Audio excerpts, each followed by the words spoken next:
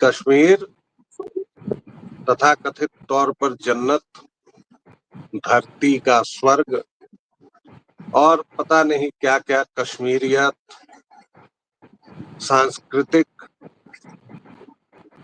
एक पूरी जो रवायत पेश की जाती है कश्मीरियत के नाम पर, तमाम चीजें, और उसके पीछे जो पोशीदा चीजें हैं, बहुत सी पोशीदा चीजें जो गुहार दी जाती हैं हिंदुओं के नरसंहार। उसी कश्मीर में एक श्राइन है या दरगाह जहाँ कब्रें पूजते हैं, वो हजरत बल है। तो वहां पर चूंकि सरकार उसका सौंदर्यीकरण वगैरह करवा रही है, तो कोई प्लाक वगैरह लगा था। प्लाक मतलब वो स्मृति लेख जिसको कहते हैं, जो पत्थर पर सारे नेता अभिनेता परेता गड़वाते हैं ताकि उनकी स्मृति अक्षुण्ण रहे, लंबे समय तक रहे। ये अलग बात है कि खैर जाने दीजिए। तो कल कुछ सिरफिरे, कोट अनकोट सिरफिरे लोगों ने यह कहा कि उस स्मृति लेख पर, उस प्लाक पर जो एम्बलम बना हुआ है भारत सरकार का अशोक चिन्ह, वह मूर्ति है। और मूर्ति पूजा तो हमारे इस्लाम में फॉरबिडन है, ये तो सबसे बड़ा गुनाह है। तो उसने उठाया पत्थर और उसे तोड़ दिया। अब देखिए दर्शकों, मैं आपको इतने आराम से बता रहा हूँ, आप आनंद जी के चेहरे पर मुस्कान देख सकते हैं, लेकिन मुझे पूछिए तो मैं अंदर से डर गया हूँ, सिहर गया हूँ भाई। ऐसे ऐसे खतरनाक ज़ॉम्बीज हमारे बीच रहते हैं, हमारे बगल में है, पड़ोसी हैं, हमारे इलेक्ट्रिशियन है, हमारे ड्राइवर है, कौन कौन लोग हैं। कल को अगर वो पलट गए, जैसे एक इसमें दूसरी बात जोड़ता हूँ, आप कभी खजुराहो के मंदिरों में जाइए, देखिएगा मानवीय पहुंच से ऊपर, सामान्यतः मानवीय पहुंच से ऊपर की जो मूर्तियां हैं दूसरे तल्ले वल्ले में, वो बच गई हैं। और जिन मूर्तियों को भंग किया गया है, तोड़ा गया है, वो पूरी की पूरी नहीं टूटी है, लेकिन एक भी मूर्ति ऐसी नहीं है जो अक्षत हो, जिस पर चोट न की गई। क्यों? अब इसमें भी आप किसी बहाने मोहम्मदवाद का, अगर सो कॉल्ड सेकुलर्स आ जाएं कि नहीं भाई वो तो मूर्तियां इसलिए तोड़ी गई क्योंकि उसके आर्थिक कारण थे, राजनीतिक कारण था, इसका मजहब से कुछ लेन देन नहीं था, तब तो आज तक तो यही गंगा जमनी तहजीब सिखाई गई है, पिलाई गई है। भाई उस सिपाही के पास एक टारगेट होता था कि आपको इतनी मूर्तियां तोड़ देनी है, 1000 मूर्तियां। तो वो जो 1000 मूर्तियां तोड़ने का टारगेट है, उसके चक्कर में क्या हुआ, बाद में उसको रिवाइज किया गया, क्योंकि विशुद्ध पत्थर को ही तो ढाल दिया है हमारे पूर्वजों ने। अब तोड़ते रहो। और तुम इतने काबिल भी नहीं थे कि उस समय तक बारूद वगैरह का इस्तेमाल कर लेते। तालिबान की तरह तुम्हारे पास तोपें भी नहीं थी, वरना तुम बामियान को उसी समय उड़ा देते। तो ये जो बवाल है आनंद भाई, इसको कैसे देखा जाए, किस तरह से? मैं तो सचमुच सिहर गया हूँ, डर गया हूँ कि लगभग 20% आबादी हम लोगों के बीच ऐसी है जो ये करती है और सोचती है। जी, इस बात को अगर आप कह देंगे तो शायद इस्लामोफोबिया जैसे इल्ज़ाम जो है वो आपके ऊपर आएँगे। लेकिन देखिए सच्चाई तो यही है, जो भीड़ पटना में वक्फ बचाओ के नाम पर दिख रही थी, वो भीड़ कहाँ से आ गई थी? कोई पाकिस्तान से आई थी या नेपाल से आ गई थी, बांग्लादेश से आ गई थी, ऐसा तो नहीं था। आसमान से टपक पड़ी थी, ऐसा बिल्कुल भी नहीं था। वो हमारे आपके बीच रहने वाले वही इलेक्ट्रीशियन है, वही प्लम्बर है, वही जो सब्जी बेचने वाला है वो है। और वो लगातार यही सोच रहा है कि आप जो है उसकी ज़मीन पर, वक़्फ़ की ज़मीन पर कब्ज़ा कर रहे हैं, और इसलिए वो नारे लगाने आया है। आज वो गांधी मैदान में नारे लगा रहा है, कल वो आपके मोहल्ले में लगाएगा, परसों कोई तोड़-फोड़ करेगा। बिल्कुल आपके पड़ोस में खड़ा हुआ, आप जिससे रोज़ मिलते हैं, वही वाला।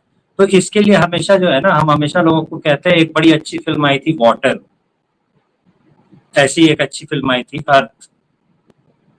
तो ये जो फिल्में आई थी ये तो बड़ी नामी फिल्में थी, आपको पता है सुपर सेकुलर कितनी महान फिल्में हैं। तो इसमें जो अर्थ फिल्म थी 1947 अर्थ उसका नाम होता है, उसका अंतिम दृश्य जो है वो देख लीजिए। वो मुस्लिम जो हर रोज आइस कैंडी बच्ची को खिलाता था, तो बच्ची उस पर भरोसा कर रही होती है। जैसे ही बच्ची उसको बता देती है कि लड़की कहाँ छुपी हुई है, वो फटाक से बच्ची को गोद से उतारता है और भीड़ को इशारा कर देता है कि वो अंदर छुपी है, जाओ उठा लो। और उस लड़की को उठा करके लोग ले जाते हैं। बहुत साल बाद वो पारसी बच्ची जो है वो सोचती हुई आती है कि वो लड़की अब कहाँ गई होगी, क्या उसको ढूंढा जा सकता है, वो आइस कैंडी वाला कहाँ गया होगा, क्या उसको ढूंढा जा सकता है। असल में वो जो आइस कैंडी वाला था ना वो आपके पड़ोस में ही रहता है, आपके घर भी आपके पास मिलने आता है, उसके बारे में ही तो कहानियां लिखी गई हैं। वो जो काबुली वाला कहानी लिख करके उसको आपके घर तक एक्सेस दिया गया है, वो उसको आपके घर के अंदर का रास्ता दिखाने का इंतजाम जो है वो सेकुलर लोगों ने किया है। तो काबुली वाला कहानी में यही होता है, काबुली वाला फिल्म में यही आपको दिखाया जाता है। और इसी तरह से धीरे धीरे करके सेकुलरिज्म का डोज जब आप पी लेते हैं और इन लोगों को अपने घर के अंदर आने देते हैं, तो ये जो तोपों की आप बात कर रहे थे ना, तोपों में एक बड़ी अच्छी सी बात मुझे तोप के साथ याद आ जाती है। आप कहेंगे इस पर कि हारमोनियम लेकर के इधर उधर निकल गया, लेकिन वो शेर तो आपने सुना होगा, दमदमे में दम नहीं अब खैर मांगो जान की, ए जफर अब हो चुकी देग हिंदुस्तान की। इसमें ये जो दमदमा होता है ये क्या होता है? दमदमा तोप कहाँ मिलेगी अभी? तो ये मिलेगी लाहौर में। क्यों लाहौर में मिलेगी? तो हुआ यूं था कि अब्दाली जब भारत पर हमला करने आया था, जिस पानीपत की लड़ाई के बारे में बताया जाता है कि मराठा हार गए थे और बहुत बुरी हालत हुई थी, तो उस लड़ाई में जब अब्दाली आने लगा भारत, तो अब्दाली ने सोचा कि हाथियों से मुकाबला कैसे किया जाए। तो उसने दो बड़ी तोपें बनवाई थी, और उस दो बड़ी तोप को बनवाने के लिए वो लोहा कहाँ से लाया? तो जितने हिंदू और सिख लाहौर वगैरह के इलाके में रहते थे, उन सब पे जजिया लगाया, और उनके घर से जो सबसे बड़ा बर्तन होता था, सबसे बड़े जो बर्तन थे, बड़ी वाली देगची, बड़ी वाली कढ़ाई, वो जो है वो उठा ली गई और उसे पिघला करके उससे वो तोप बनी थी, जिस तोप से पानीपत में मराठाओं पर जो तोप चली थी वो तोप हिंदुओं और सिखों से लिए गए जजिया से बनी थी। अच्छा, वो तोप जब चल गई, तो वो तोप चलने के बाद क्या हुआ, तोप लेकर के जब वापस जाने लगे तो बहुत भारी और बहुत बड़ी तोप थी, तो दोनों तोपें नहीं ले जा पाए, एक तोप बह गई यमुना में। दूसरी वाली तोप जो अभी आप लाहौर में देखते हैं, इस तोप का लंबे समय तक नाम रहा था भंगी तोप। भंगी तोप क्यों नाम रहा था? क्योंकि राजा भंगी थे, उन्होंने हमला करके अब्दाली की सेना पर उससे ये तोप लूट लिया था। तो जिनके पास वो तोप थी उनके नाम पर तोप का नाम पड़ता रहा, तो लंबे समय तक इस तोप का नाम रहा था भंगी तोप। और ये तोप जो है वो हिंदुओं पर चलती रही। हिंदुओं के ही जजिया के पैसे से बनी हुई तोप हिंदुओं ही के खिलाफ कैसे इस्तेमाल होती है, उसका इससे बढ़िया उदाहरण जो है वो आपको नहीं मिलेगा। एक कभी भी चीज नेट पे सर्च ए, करके देख ए, सकते ए, ए, एक चीज समझ में नहीं आती है आनंद जी, बहुत अरसा नहीं हुआ है 1947 को, 100 साल भी नहीं हुए। ये कैसी विस्मृति है हिंदुओं की कि 1947 भूल जाते हैं। वो पंजाबी हिंदू या पंजाबी सिख जो पाकिस्तान साइड वाले पंजाब से भाग के आए हैं, पेशावर में लाहौर में जिनकी कोठियां थी, और वो लोग जब मुंबई में फिल्म बनाना शुरू करते हैं तो पूरे बॉलीवुड को इस्लामिसाइज कर देते हैं, इस्लामीकरण उसका कर देते हैं। ये कौन जी। सी इसमें इसमें ये देखिए, एक इसमें एक मिनट एक साइकोलॉजी मिनट की एक मजेदार चीज होती है। मेरा सवाल पूरा हो जाने दीजिए। ये कौन सा मनोविज्ञान है कि आप अपने जो हमलावर है उसको आप पूजने लगते हैं? भाई बहराइच में पूज रहे हैं, थे अभी कुछ 1 साल पहले तक, हर एक मोहल्ले में हर एक टोले में, पटना में पूज रहे हैं, दरभंगा में, और तो अली इसमें बाबा। इसमें इसमें देखिए होता क्या है, आप भाषा को देखिए। भाषा में आप जब कहते हैं इज्जत लूटना, तो उसका क्या मतलब होता है? और जब आप कहते हैं प्रतिष्ठा लूटना, तब उसका क्या मतलब होगा? इज्जत लूटने का मतलब आप जानते हैं कि बलात्कार करने के लिए कहा जा रहा होता है, उसका समानार्थक है प्रतिष्ठा लूटना। जैसा जो होता है वो कोई जुमला ही नहीं होता। प्रतिष्ठा लूटी नहीं जा सकती, कमाई वजह जा सकती है लेकिन लूटी नहीं जा सकती, ये सब लोग जानते हैं। ठीक। तो यहाँ इज्जत लूटना और बलात्कार को जो है वो प्रतिष्ठा से जोड़ दिया गया। इज्जत लूटना तो आपकी बेइज्जती होगी अगर आप बताते हैं कि इज्जत लूट गई है या बलात्कार हुआ है आपके साथ। तो इसमें पीड़ित का ही जो है, पीड़ित को ही विक्टिम शेमिंग जिसको कहा जाता है अंग्रेजी में, वो करना शुरू किया जा सके। इस तरह की भाषा और इस तरह का मनोविज्ञान उन्होंने क्रिएट कर लिया। अब सोचिए कि लाहौर से भगा दिया गया है किसी फिल्मकार को, और वो फिल्मकार जो है वो भागकर यहाँ आया है भारत, तो वो क्या बताएगा? वो अगर बताएगा कि उसे इस तरह से खदेड़ दिया गया है तो लोग तो मान लेंगे कि अच्छा अच्छा तुम्हारी लड़कियों का बलात्कार भी हुआ क्या, इज्जत लूट ली गई थी उनकी। कहेगा नहीं नहीं ऐसा कुछ नहीं हुआ था जी, हम लोग तो जी ना वहां से भाग के नहीं आए जी, हम लोग ना वहां पे ना धंधा अच्छा नहीं चल रहा था, फिल्में उतनी अच्छी नहीं चल रही थी ना, इसीलिए हम लोग यहाँ मुंबई में आ गए, मुंबई में स्कोप ज्यादा है, हमें किसी ने भगाया नहीं। नहीं तो केवल सेम चीज एक, देखिए, एक, ये एक लॉजिक जो है ये इस्तेमाल होना शुरू हो चुका है। केवल कश्मीर से एक भगाया गया था ये कोई एक्सेप्ट नहीं करता। कश्मीरी केवल मुसलमान जब कहेगा तो वो ये कहेगा कि वो तो जी अपने आप चले गए जी, हमने थोड़ी भगाया था, हम लोग तो जी अपने पड़ोसियों के साथ बिल्कुल ये एकदम भाईचारे के साथ रहते थे जी, अपने आप एक दिन रात में चले गए, पता नहीं क्यों चले गए, हमने भगाया नहीं था जी। वो तो आतंकवादियों ने कुछ एक हरकतें की थी लेकिन उसके लिए सभी भाग जाए, ऐसा थोड़ी होता है, हमने भगाया ही नहीं था। तो गिरजा टिक्कू वाला मामला जो था वो कभी हुआ ही नहीं था। तो इज्जत लूटने को प्रतिष्ठा से मिला देने से कैसे ये किया जा सकता है, ये आपको यहाँ पे समझ में आ जाएगा कि कैसे उन्होंने ये अरेंज किया कि नहीं आप आनंद जी, साथ जब हमें अन्याय होता है तो आप खुद ही उस अन्याय के बारे में बताते नहीं है। आप होलोकॉस्ट का आनंद देखिए, जी, होलोकॉस्ट के म्यूजियम है, हर साल आनंद होलोकॉस्ट जी, पे फिल्में बनती है, हर साल उपन्यास लिखे जाते हैं। हाल में अभी the boy in striped pyjama film भी बनी और उस पे उपन्यास भी आया, लेकिन हिंदुओं के साथ जो हुआ था उस पे अगर फिल्म बन जाए या कुछ आ जाए तो तुरंत जो जीनोसाइड डिनायर्स होते हैं वो इस पे बोलने लग जाएंगे।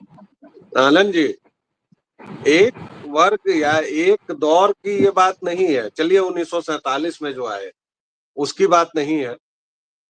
आप देखिए 1990 में कश्मीर की मस्जिदों से ऐलान किया गया, तमाम चीजें की गई। आप अभी बंगाल में, बिहार में, कुछ इलाकों में, इन तमाम जगहों पर जो कुछ भी हो रहा है, जिस तेजी से डेमोग्राफी बदली है, तमाम चीजें हो रही हैं। और अब जबकि इंफॉर्मेशन इतनी ज्यादा है, भाई पहले तो चलिए आपने विभाजन के समय की कहानियां छुपा ली, आपने उस समय का इतिहास छुपा लिया, लेकिन अब तो कुछ भी छुपा हुआ नहीं है। अब तो वो जो ट्रेन आई थी भर भर के लाशों से, वो भी पता है सबको। उसको जबरन रोमांटिक मोड देने वाले भीष्म साहनी भी नहीं है, तमस लिखने वाले। मतलब इन लोगों ने साहित्य रचने के चक्कर में पूरी जो हिंदू त्रासदी है उसको लेप दिया। करोड़ों हिंदू मारे गए भाई, 1200 वर्षों में हिसाब लगाओ ना यार। यहूदियों का होलोकॉस्ट हो गया, अभी हमारे साथी भाई साहब आनंद जी ने भी कहा दिया होलोकॉस्ट पर, क्योंकि म्यूजियम है, क्योंकि फिल्में बनती हैं भाई। हमारे यहाँ तो आप सोचिए जरा, विभाजन पर क्या क्या लिखा गया है, क्या क्या फिल्में बनी है, बताइए। और उससे आपको क्या सीख मिलेगी? उसे यही सीख मिलेगी ना कि 1947 तक भारत में हिंदू मुसलमान बहुत सद्भाव और प्रेम से रहते थे। फिर अचानक पता नहीं क्या हुआ कि हिंदू भाई का मन बदल गया और उसने मुसलमान भाई को पीटना शुरू किया। उससे मुसलमान भाइयों के नेता जिन्ना जी खफा हो गए और उन्होंने अपना अलग बंटवारा कर लिया। यही तो आप सीखेंगे उससे। उसमें लाशों से भरी रेलगाड़ियां आती थी। ये प्योरली एक मजहबी निर्णय था, मजहबी आधार पर इस मुल्क का बंटवारा हुआ था। उसके बावजूद ये सेकुलरिज्म की घुट्टी। और आजकल के लड़के जो हैं आनंद भाई, वो कैसे इस चीज को नहीं देख पा रहे हैं, मैं तो ये नहीं समझ पाता हूँ कि इतना ये। हालांकि मुझे बहुत खुशी होती है जब मैं देखता हूँ कि कुछ किशोर लोग इतनी चोटी शिखा रखे हुए हैं, धोती वोती पहन के बहुत कूल नजर आते हुए चलते हैं। लेकिन उनकी संख्या अभी बहुत कम है।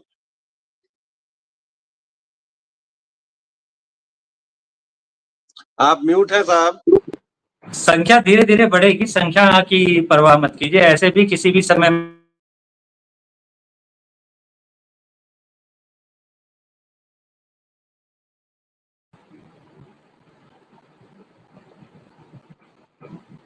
हाँ आनंद जी, आप कुछ बोल रहे थे जी। अब देखिए, इसमें सबसे पहली चीज तो ये है कि आप बार बार होता है और बार बार भूल जाते हैं, तो हर बार देखिए इस्लामिस्ट अटैक का मतलब जो होता है वो बलात्कार उसके साथ बिल्कुल अटैच होगा, ये आप बहुत आसानी से देख सकते हैं। आप देखिए कि भारत में जो जौहर वाला जो सिस्टम शुरू होता है, ये जौहर का सिस्टम शुरू कब होता है? अशोक के हमलों में। अशोक जब कलिंग पर हमला करता है और पूरे कलिंग को जीत लेता है, तो कलिंग की रानियों ने क्या जौहर किया था? क्यों भाई? बुद्ध अशोक के हमले पर हिंदुओं को जौहर क्यों नहीं करना पड़ गया? ऐसे ही राजा हर्षवर्धन जो थे, जिनके बारे में 299 के बारे में कहा जाता है कि 300 लड़ाइयां कुल थी, उसमें से 299 लड़ाइयां वो जीत गए थे। एक लड़ाई जो थी वो भोपाल के साथ ड्रॉ थी, जो बंगाल का राजा था, और वो भी जैन राजा था। तो एक तो जैन राजा था और तलवार लेके लड़ रहा था, यही अनोखी बात लोगों को लगेगी। चलिए उसको छोड़, जो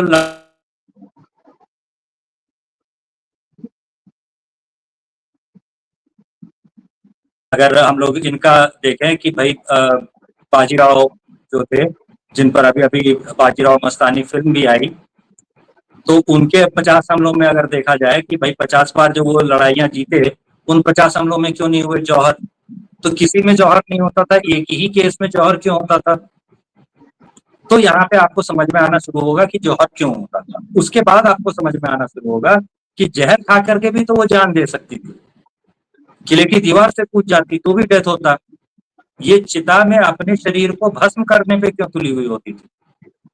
तब आपको पता चलेगा कि नार्कोफिलिया जैसी कुछ चीजें होती हैं, शवों का बलात्कार करने जैसे सिस्टम होते हैं, और वो सिस्टम भी चल रहा होता है कुछ समुदायों में, और इसलिए ये होता है। तो ये सच इतना सुनने में कड़वा और गंदा है कि अगर मेरी बहन बैठी होगी तो उसके सामने हम ये नहीं बताना चाहेंगे। ऑब्वियसली अगली पीढ़ी को नहीं पता होगा, अगली पीढ़ी जो है वो शादी कर लेगी उसी समुदाय में जाकर के, और उसके बाद अपने बेटे का नाम बताएगी, तैमूर कितना प्यारा नाम है ना, he was the conqueror. And Taimur means, you know what? Taimur means very बलशाली। लेकिन आनंद जी, घूम फिर कर बात तो वहीं पहुंच जाती है सर। अभी ये सारे अपॉलिटिकल बयानात हमने जारी कर दिए, इनको कोई भी किसी मंच पर बोलने में हिचकता है। और मजे की बात यह है कि पता ये सबको है, वो हिंदू हो या मुसलमान हो। हिंदू को थोड़ा कम भी पता होगा, मुसलमान को तो एकदम पता है। लेकिन सवाल ये है कि एक तरफ ये जॉम्बीज की फैक्ट्री और दूसरे तरफ हमारे लोगों का अज्ञान। मुझे तो अब लगता है कि शायद महादेव ही तीसरा नेत्र खोल चुके हैं कि भैया अब सनातन को निपटाओ, अब हो गया, अब फिर से रचेंगे नई सृष्टि। आपको क्या लगता है? इसमें देखिए एक काम कर करके कोई प्रैक्टिकली कोई भी अगर चेक करना चाहे तो वो कर सकता है। 15 हिंदू बच्चों से जो 20 से 25 साल की आयु के हों, 15 से आपको पूछना है अजरबैजान का नाम जानते हो क्या?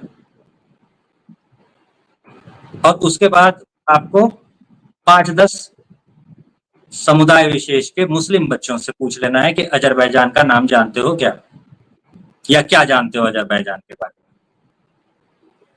जो जवाब आएगा ना, उससे आपको समझ में आ जाएगा कि आपने क्या किया है अपनी अगली पीढ़ी का, और आपकी अगली पीढ़ी का क्या होने वाला है। तो इतने भर से समझ में आ जाएगा। जरूर पूछ करके देखिए, प्रैक्टिकल कोशिश है, आप अपने घर में आस पड़ोस में करके देखिए, तुरंत नतीजे आपको नजर आएंगे और आपको पता चल जाएगा कि क्या होगा। लेकिन बात को इतनी पहेली में कहने के साथ ही आप एक लाइन में ये जरूर बता दें हमारे दर्शकों श्रोताओं को, वो घूमने जाएंगे, वो पूछेंगे, लेकिन बता दें कि इसका नतीजा क्या निकलने वाला है। देखिए बाहर के जितने भी सवाल होते हैं कूप मंडूक की तरह अपने मोहल्ले में घुसा बैठा हुआ होता है हिंदू। उससे कोई मतलब नहीं होता है कि इंटरनेशनल लेवल पे क्या चल रहा है, नेशनल लेवल पे क्या चल रहा है। बहुत से बहुत उसको अगर अपने पॉलिटिक्स का भी पता होगा ना, तो वो स्टेट की पॉलिटिक्स और नेशनल पॉलिटिक्स इतना भर वो जानता होगा। आस पड़ोस के कौन से मुल्कों की सीमा भारत की सीमा के साथ सटी हुई है उससे उसे मतलब नहीं है। जो तख्ता पलट होते हुए वो देख चुका है कि भैया पड़ोस में श्रीलंका में होना शुरू हुआ, श्रीलंका के बाद बांग्लादेश में हो गया, बांग्लादेश के बाद जो है वो पाकिस्तान जो है उसमें कभी सरकार होती है कभी नहीं होती है, उसमें हमेशा ही वही हालत होती है। नेपाल में वही खींचतान करीब करीब चल रही है, भूटान पर निशाना साधा जा रहा है। आपके पड़ोस का हर मुल्क अनस्टेबल हो चुका है, सिर्फ आप बचे हुए हैं। और इन सब में जो लोकतांत्रिक सिस्टम था, उस लोकतांत्रिक सिस्टम में भीड़ तंत्र को घुसा करके कैसे आपका दोहन कर लिया जाए ये भी आप देख चुके हैं। बिल्कुल लोकतांत्रिक तरीके से यहाँ इन सब जगहों पर तख्ता पलट जो है वो हो गया। और ये कल को भारत में नहीं होगा या भारत में करने की कोशिश नहीं की जा रही है। अगर आपको ऐसा लगता है तो भाई गजब के अंधे हैं भाई आप। रोज न्यूज में देख रहे हो कि ऐसा करने की कोशिशें हो रही हैं। कभी किसान आंदोलन चलाया, कभी छात्रों के नाम पर आंदोलन चलाया, कभी वोटर के वोट चोरी हो गए इस नाम पर। अब कौवा कान लेकर के उड़ गया है, कान आप देख नहीं रहे हैं, कौवे के पीछे भाग रहे हैं। वैसा टाइप का लोगों से व्यवहार की अपेक्षा करते हुए ये SIR और वोटर लिस्ट में से वोटर का नाम गायब हो गया, ऐसे आंदोलन तक भारत में करने की कोशिश की गई। अब इसके बाद सोचिए कि भाई आप कितना बचे हुए हैं या कितने सुरक्षित। तो अगर इतने आसपास सबके अगर नजर भी नहीं रखेंगे, आंखें खोलने तक को तैयार नहीं होंगे, तो भविष्य आपका क्या है वो तो आपको पता है ही। और पड़ोस में आपके वैसा ही आदमी रह रहा है, ये भी तय है। इतने सबके बावजूद इन लोगों के टेकर्स इतने ज्यादा क्यों हैं? अभी जो इसने ये यात्रा की तेजस्वी और राहुल ने, कोई भी हो, मैं तो कहता हूं अगर मनुष्य मात्र है, बिहारी है तो फिर वो आरजेडी और कांग्रेस को कैसे बर्दाश्त कर सकता है जिसने उसके राज्य को गाली बना दिया? मैं तो केवल एक बात पूछता हूँ, बस इतनी सी बात है। तुम कैसे उस लालू प्रसाद यादव के अंध भक्त बन सकते हो? आपको पता है लालू चौक यहाँ से हाजीपुर जाएंगे मतलब एक सजा याफ्ता चारा चोर जो चुनाव नहीं लड़ सकता है, उसके नाम पर दो दो चौक है इस देश में। अद्भुत जगह है ये। और कभी कभार इसको देखकर थोड़ी निराशा जरूर होती है, लेकिन इन इतने सब के बावजूद हम लोग दुनिया की बड़ी शक्तियों की नाक में दम किए हुए हैं, पंगा ले रहे हैं मोटा भाई, और पंगे के बावजूद बचे हुए हैं।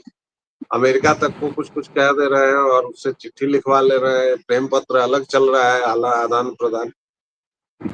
लेकिन इन सब के साथ जो एक बड़ी आवश्यक चीज है वो ये है कि आस्था बनाए रखनी है और अपना काम करते रहना है। फिलहाल इसी के साथ लेंगे एक छोटा सा विराम। व्यालोक वाणी पर अपना स्नेह और प्रेम इसी तरह बरसाते रहें जैसे अब तक बरसाते रहे हैं। प्लीज लाइक शेयर और सब्सक्राइब जरूर कीजिए, बेल आइकन दबा लें ताकि आपको सबसे पहले सूचना मिले। आनंद भाई बहुत बहुत धन्यवाद आपका, और इसी के साथ अब लेंगे एक विराम। जय श्री राम। जय श्री राम।